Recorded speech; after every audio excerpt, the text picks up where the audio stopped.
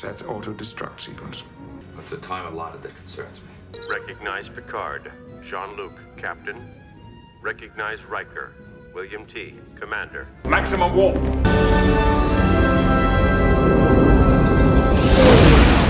Ladies and gentlemen, welcome back to the Warp Core Podcast.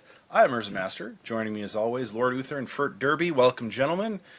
Very excited to hop back for a moment to our next generation phase as we tackle one of the more interesting episodes of TNG's first season. A little unexpected, this one. Coming of Age, featuring everybody's favorite, Wil Wheaton. And a little bit of Starfleet Academy brushing up on their testing phase. At the same time, a test for the crew of the Enterprise. But I don't want to give too much away. Fert Derby, from the Q Continuum, sir, what's your omnipotent view of this episode? Hi, guys. Sorry for the garbled communications. I find myself in an asteroid belt, so it may sound a little funky, but work with it. Here we are. We are coming of age. Episode 18 of the season 1 of Star Trek The Next Generation. First aired. They took a little bit of a pause from the prior episode that had been Home Soil. That was in late February of '88. This one picked up a couple of weeks later, March 14th, 1988. It was directed by Mike V'ger, not to be confused with the large cloud that menaced Earth in Star Trek The Motion Picture. Mr. V'ger worked on Babylon 5, MacGyver, The Dead Zone, The X-Files, and he managed to get the quartet. He directed episodes of The Next Generation, Deep Space Nine, Voyager, and Enterprise. So he is a man well versed in the Star Trek verse throughout his career. The script was credited to Sandy Fries, but Hannah Louise Shearer did an uncredited pass on the script. Hannah, of course, her first contribution to season 1 was When the Bow Breaks, everybody's favorite Wesley Forward episode, where he had to babysit a bunch of small children who were abducted, and the Enterprise had to get them back. So she likes Wesley episodes. Apparently she could write for Wil Wheaton while he was with the show. We also had a couple of guest stars. Robert Schenken, he played Lieutenant Remick, the man asking all those impertinent questions of the Enterprise crew. He turns out his day job was playwright, and in 1992, just 4 years after filming this episode, he would go on to win the Pulitzer Prize for the Kentucky Cycle, which was a well-regarded Broadway series of plays regarding, obviously, the great state of Kentucky. And so that's kind of how I knew him as a award-winning playwright. But he also dabbled in acting. He had to pay the bills, and this was one of his efforts there. We also had the character of Mordok, sort of a blue alien character. I do forget the race he was playing specifically, but he was taking the Starfleet Academy exams with Wesley. Well, Mordok was played by John Putsch. Now, John Putsch is no one that you've probably have a poster devoted to in your bedrooms, but for me, he will always be Sean Brody in Jaws 3D, 1983. And if you listen to Mordok's delivery, you can definitely hear Sean Brody if you are a Jaws 3D fan, and unfortunately I am. So I was very excited to see John Putsch, almost as much as Michael Pataki that we had in earlier seasons and in Too Short a Season. So I'm getting my fill of sort of 80s 80s sci-fi takeover. Right. Where are they now? Actors. This is terrific. This episode also marked the first appearance of a shuttlecraft in the Berman verse on screen. It also gave us a first speaking role for a Vulcan, but no, it wasn't that Vulcan. It was a cadet, also studying to try and pass the bar for Starfleet. And gentlemen, the primary focus of this episode probably should have been, well, sort of a bifurcated view. On the one hand, we had Wesley, reacting to various Starfleet exams, and we got a little peek behind the scenes of what it takes to become a member of the Federation's elite force. And at the same time, we had the beginnings of a conspiracy that had to be rooted out, or did it? Because as it turns out, there were ulterior motives and plots within plots, almost like an onion slicing back in deeper and deeper layers. Now, I had not seen Coming of Age, but I was aware that later on this season 1, we may circle back to some of these characters and themes that are brought up in this show, which is nice. You like serialized storytelling? We're certainly used to it now in the second golden age of television, but back in Reagan's America, that was not necessarily something that all shows were doing. So you can kind of see here the genesis, the space seeds planted of being able to tell longer form stories over time and drawing in audiences. Obviously, Lord Uther and I thrilled a couple of years later when David Lynch and Mark Frost brought Twin Peaks to television and rewrote the book on serialized storytelling and made it all the rage. One of the pioneers of this new batch of creativity. But like I said, here was a case, and I don't know if viewers, they didn't tip their hand. We didn't have the internet and chat boards and Reddits and things back then, obviously. So they may not have known that we were going to come back and see Lieutenant Remick and Admiral Quinn and so forth down the road. But looking back in hindsight, you can definitely see where they were going with it.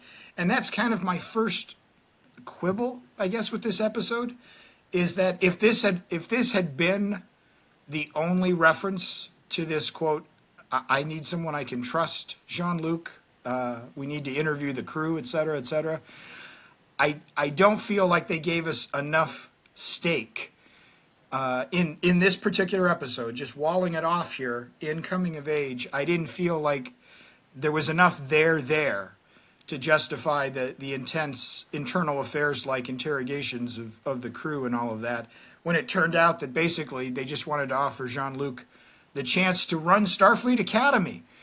And obviously we know what his decision was on that, which I thought they handled deftly. And it turns out they were just holding the seat warm for Holly Hunter in the new Star Trek Starfleet Academy show coming next year. Coming soon. Yes, Warp Core fans unite. We'll talk about that in later episodes as well. But the teasers have dropped. Make sure you're checking your favorite internet websites, including this one, the Warp Core. Make sure to like and subscribe for sure. That's where you get all of your best Star Trek stuff. But gentlemen, let me know how you felt. This was clearly a two-lane episode. Like sometimes, and we'll talk about this perhaps with Strange New World, sometimes you get 3, 4, 5 different storylines all running through a single episode, and it can get quite crowded at rush hour. But this one is pretty much, it's Wesley on the planet taking his exams, and up there it's everybody's getting mad at Lieutenant Remick, and we even have Riker snapping at Jean-Luc. Little friction there between captain and first officer. So how did you guys like, I mean, we know how we feel about Will Wheaton, obviously, but a Wesley forward episode coupled with the beginnings of some unease behind Starfleet? I think it's it's probably the first time they do what could have been 2 episodes mashed together pretty well. Not perfect, but it's narratively speaking similar enough that it works. On the one hand, you've got Wesley going through tests. On the other hand, you've got the Enterprise going through tests. And kind of makes you wonder, like, is Starfleet just an endless litany of, you know, checks and balances and testing and, you know, litmus testing and all that? Or is there something truly afoot here that's at the greater power? Now, obviously, for better or worse, we have knowledge of what's going to come down the pipeline. But again, assuming at the time this was a standalone episode, it's okay. It's one ambitious young officer, Wesley Crusher, trying to forward his career, and the same with our Inquisitor, who's just pissing off the entire. Which Remick, I have to say, pissing off the entire senior staff and making the whole ship uneasy. That can't be a very easy thing to do, and he plays it just so cold and ambitious. And then at the end, he comes across as like, I just want to work here. I'm like,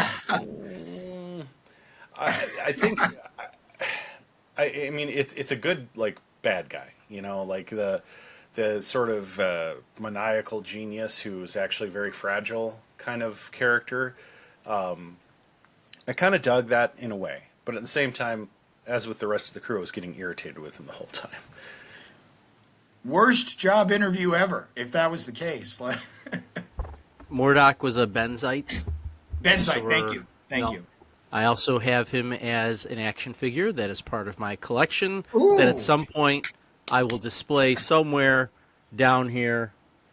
Anyway, you have a so Murdoch let's action talk- figure? That is tremendous yes, manhood right there. Wow. That's Back- deep in the dilithium. back in the day, man, when Target and Walmart would carry all those wonderful Star Trek figures at $4.99 a piece instead of like $12.99 now. Right. Anyway, but I digress. So I don't want to spoil this for you, Fert, because you haven't seen the episode yet. Right. So I kind of I want to reference something because I feel like that's what they took this threat. You can almost look at this threat. Let's look at Picard season 3. You could almost say this is the threat. Aha. Now, I still think there was a missed opportunity because of another episode we're going to see that I thought we would have seen in season 3, but then again, of Picard. But then again, you could say that what we see with the changelings in Picard season 3 even references back to this episode we're going to see in the future. Very So reminiscent. I don't want to spoil it for Fert, and I don't want to spoil it for our millions and millions of Warp Core podcast fans. But this is something I wish they would have at least touched on in the following seasons. It almost feels like what we see here and what we're going to see in a future episode, there might have been a plan for it and they just abandoned it. Like they just let it go. Or they forgot about it. One or the other. Excuse me. So I think I'm catching what Ferd is catching, even though we are like 1,000 miles away from each other. So I like this episode. I like the whole, you got to test the youngins here. So Wesley gets his test, and you might lose somebody. Which, by the way, we are going to see something like this similar for a crew member in the future when they have to make a decision about something. So spoiler alert there for Fert, but I don't think that's until season 5 or 6 or something like that. But common theme of you have to do what's best for the ship, right? That's the whole idea there, or save the person that you can save. So overall, I like this episode. Side note, I am not looking forward to Starfleet Academy series. I'm not too well. They're going to have to prove me wrong on this one. I said the same thing about the Book of Boba Fett. So I learned my lesson from the Book of Boba Fett, and I am going to be open to any possibility. But if it's anything, even a sliver of like the beginning of Section 31 movie, it's not going to happen because I got 5 minutes into that movie and I turned it off. Yeah, I think that brings up the a good meta point, is that Starfleet Academy is this weird sort of enigma that Next Gen sets up. And, we get some really cool Starfleet Academy-based episodes. We get the Picard flashback, coming up, and a lot of interesting stuff, but I do think this is one of those occasions where it's like, do they need to explain everything? And the one thing I really worry about is the reach for telling those young romance stories that tends to happen in settings of a bunch of young kids at school together. Like, we don't need a Star Trek Gilmore Girls, for better or worse. I love Gilmore Girls, but Star Trek doesn't work there. The love stories here should be more one-off flings, like a Riker situation, or a ship-level romance, or even what they're doing on Strange New Worlds, I think works. But I really worry about, I don't know, maybe it's just the portrayal of youth. Because they wanted to, I'm sure, be a reflection of youth today, and that, that spirit somehow is pervasive even in whatever century it's set in, 24th or whatever. And then I worry about who's putting the show together. One of the big strengths, I think, of Star Trek has typically been the fact that they don't try to make it too modern. Madonna doesn't play music in Next Generation. Spoiler alert. But could there be an episode of Star Trek Academy or Starfleet Academy where, I don't know, Jay-Z has a song? That's what ruined The Great Gatsby movie. I hate to say it, but in the 30s, there was no Jay-Z. And I'm going to counter that argument slightly. And here's what I mean by that. And I said this in a chat with you guys. Oh, no, I'm sorry, I alluded to it. Strange New Worlds has taken chances, and every time they've nailed it. I think the past two episodes, which we're going to talk about pretty soon, they completely nailed, especially the don't use the Z word episode there. Like, they nailed that anyway. So could I see something like what you're talking about, as long as the writing is great? I agree with you, though. I don't know how much Star Trek fans want to see the young adult romance type of things, which I know they're going to lean into that a little bit. And correct me if I'm wrong, I think this takes place 100 years after the Discovery show in the future. I believe. That's correct. Yes. So it's like a rebuilding of Starfleet Academy. Yes.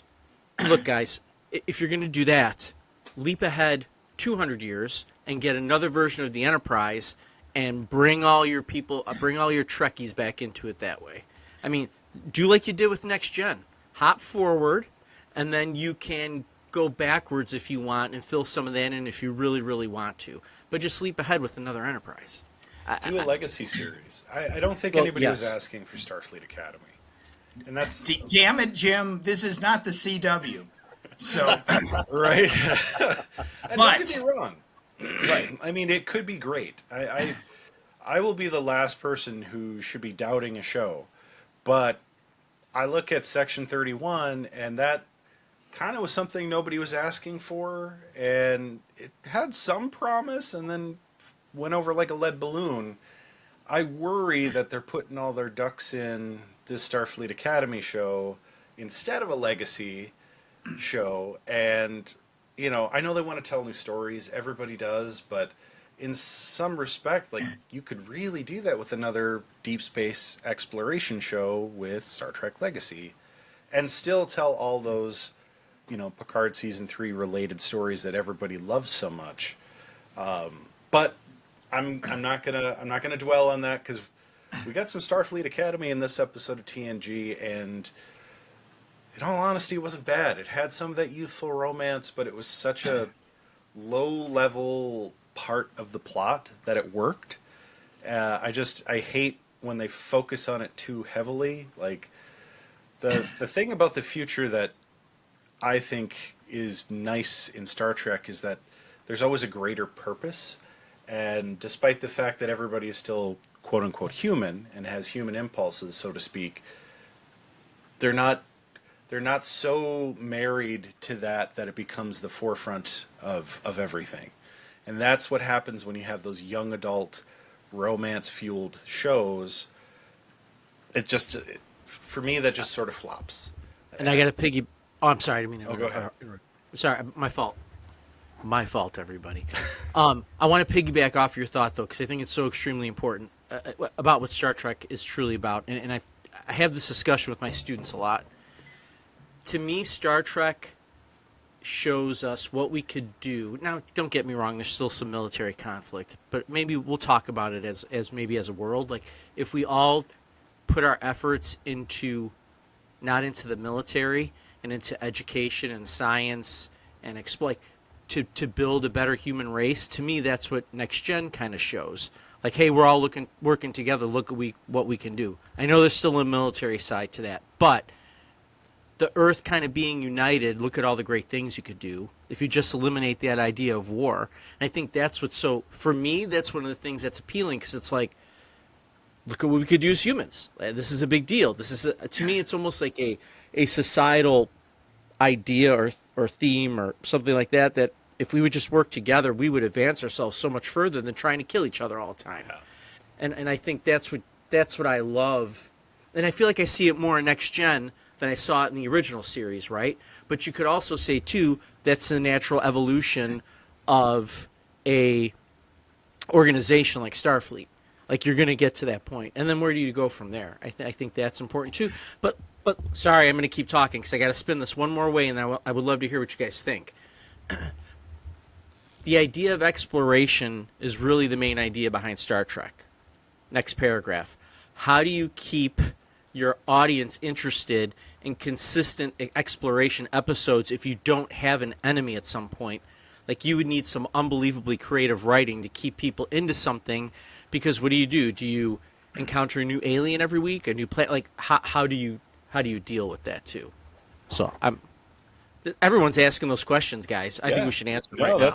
That's a great question. I think Star Trek does this beautifully, is that you set up an enemy, and they can be quite evil. You know, look at the Romulans or the Klingons, and yet there are elements to that are sympathetic, and there's commonality. And I think that's true of any adversary relationship. Both sides have a lot more in common than they have different. No matter what race, in this regard, I speak like human to non-human kind of race, but it's a reflection of society today.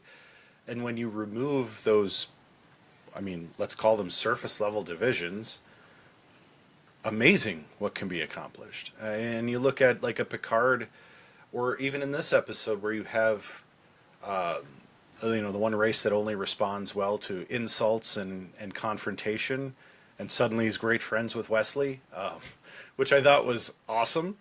But when you take away kind of the silly things that separate us, you build things like Starfleet. You can explore strange new worlds and seek out new life, new civilizations, and find ways to make new friendships and better everyone involved. And I think that gets back to Roddenberry's original vision. We saw this somewhat on the original series, but like you said, Lord Uther, I think it's showing the evolution of what that could be. And that's what makes it compelling.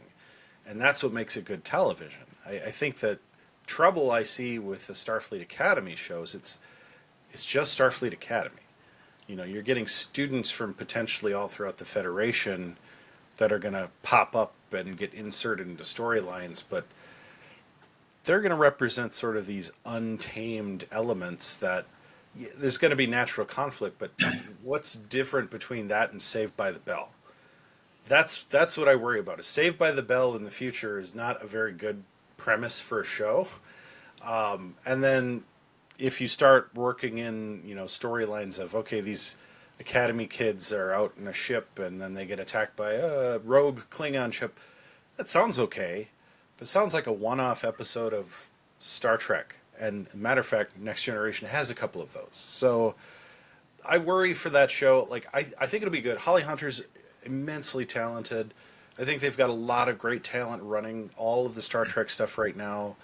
I hope for the best.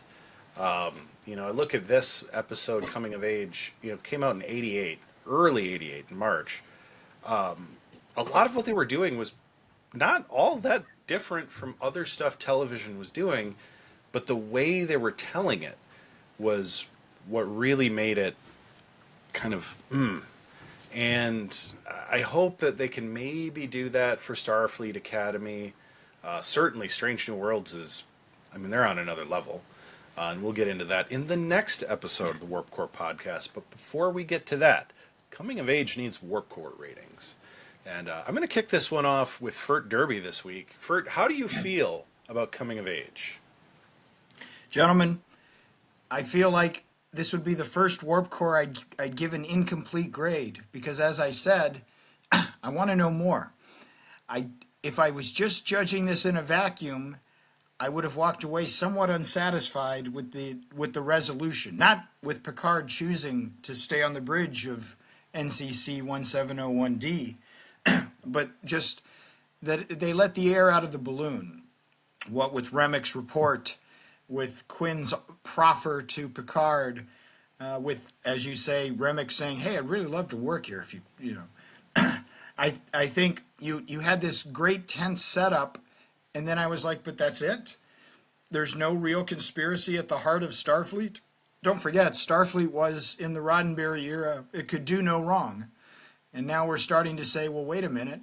Maybe there are some shady underpinnings or dark underbellies and so on and so forth. Nooks and crannies worth exploring from a narrative standpoint. So if I was just judging this episode on its own merits, I would go with a lower warp core. I mean, as low potentially as a 3. But what I'm going to say is, once we get to, I believe it's Conspiracy, and I believe it's late in season 1. Once we get there, I may circle back and bump up the warp cores for this one, you know, depending on what they present to us. So I'm going to say 4. But with a chance to bump it up if I like where they're going with it. I'll tell you one thing. This is Wesley's Kobayashi Maru episode, if you want to get back there making the decision. I think it's best summed up by his fellow cadet, Oleana, who tells him early on, "It's a good thing you're cute or you'd be really obnoxious." I think that kind of summarizes the Wesley Crusher character overall, as well as this episode. I'll tell you the one subplot we didn't touch on that I kind of was not crazy about including, because I felt it did get a little busy at that point, was the whole Jazz or whatever his name was, stealing the shuttlecraft and them having to talk him there. I don't think you needed it. I mean, I think that storyline, I can see what they were trying to do, and they did push a little action in there. But you had the drama of the interrogations, and you had Wesley, you know, going through each different test. You didn't need the, I've lost control of the shuttlecraft, you know, let me take over. I'll bounce you off the planet's atmosphere. That could have just been, they had a nice opening scene between Wesley, you know, and his fellow student. I blew it. My dad's going to kill me. He really wanted me to be in Starfleet. What am I going to do now? And then you could have circled back to another conversation, you know, between Wesley and him, or between Picard and him. Like, I understand, but I just thought that plot thread could have been neatly snipped, and you wouldn't have lost a thing overall in the storytelling episode. I don't think it added, and I don't think you would miss it. So you'd have addition by subtraction. But again, these are minor quibbles, right? Let's go 4, because I wanted more conspiracy, and maybe I'll get it when we watch Conspiracy. I feel like now you just talked me down. All right, because of what you said, I was going to go 5. Now I'm going to go 4.5. But I also know what's going to happen. Okay. So, will I like it or not? What? Will I like it or not? Just, you can spoil that without telling me what happens. Yeah. Well, yes, because you will like it. Okay. Fine. I think you'll like it. Okay. Then, so yeah, I'm gonna go 4.5, just because now you brought up the whole Picard. I felt like they just threw science in to throw science in for that. Like, oh, if you skip this off the atmosphere, you know. So yeah, I really didn't need that. 4.5. Urza. I don't even want to say anymore so far. That's fair. I was leaning 4.5, and I think I'm going to go 4. Just because I didn't even think of the whole plot line with the kid who Good doesn't job, want to tell his Fert. dad he failed his test. I agree. It feels superfluous the way it's done. I do think you could bookend this episode by starting the same way and then finishing with Wesley telling his friend, "Hey, you know what? I failed my test too, and I had to tell my mom. Exactly. It sucked." And that would have been perfect. Honestly, I think that would have added a lot to this episode. That makes it a little more tweeny dramatic, but I don't think it cheapens what we got. Also, knowing what happens in Conspiracy and in Samaritan Snare, I think this episode is somewhat more impactful. But I also think this is kind of a shot in the dark a little bit, where they wanted to set something up, but they weren't sure it was going to get approved, so they sort of made it where it could stand on its own, which I also get. But I got to throw this out there just real quick because I think we should do an entire episode on this. What is Wesley the chosen one in Star Trek? Because I really feel like they were trying to make him that, right? He this idea that he was so special and he talks to the Traveler, like they really juggled that whole plot line. Not juggled it, mishandled it to me throughout the entire series, and even kind of into Picard a little bit. I feel like they didn't handle it very well either. It's like they didn't know what to do with it. But I feel like this was he's the chosen one. He was supposed to be that special. So that could be a whole nother episode that we do. Yeah, that is a Warp Core podcast for another day, because I think that's a great idea. So stay tuned, folks. Remember to subscribe if you're not subscribed to Pending Rebrand. Warp Core podcast is dropping twice a week right now on Warp Wednesday and Star Trek Saturday. We are going through Next Generation and also Strange New Worlds as it drops. So keep up with us and make it so.